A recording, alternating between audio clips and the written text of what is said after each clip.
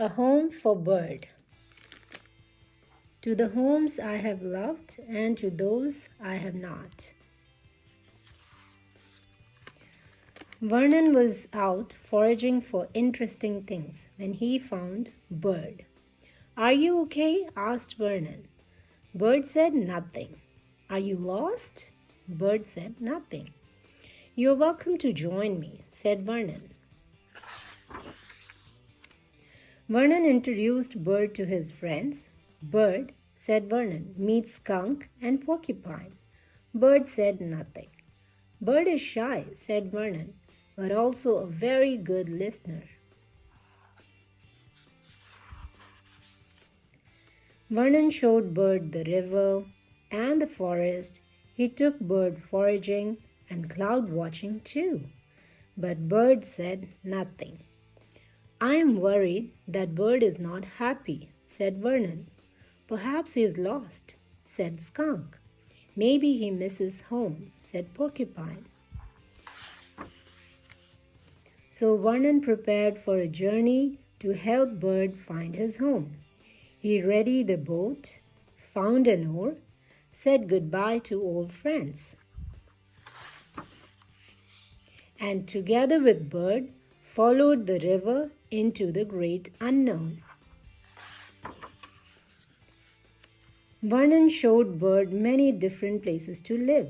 "Is this your home?" he asked Bird. "How about here?" "Here?" Vernon sighed.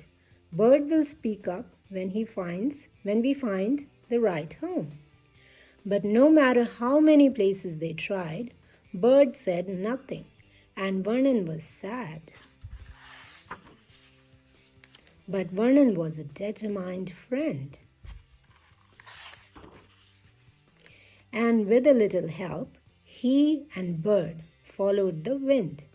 "I hope this is a good idea," said Vernon. Bird said nothing. "Bird is very brave," thought Vernon. Having traveled a long way, the two friends came to rest. "Hello," said Vernon to a kind stranger. "I think we are lost." The stranger pointed the way to a house a little farther down the road. "I am so tired," said Vernon. Bird said nothing. "Bird is tired too," thought Vernon. "Maybe we'll stop for the night." Together, Vernon and Bird slid down the curtain, introduced themselves to new friends, and climbed up to the little house on the wall.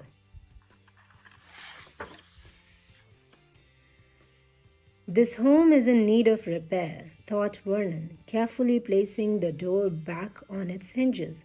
"I hope Bird doesn't mind."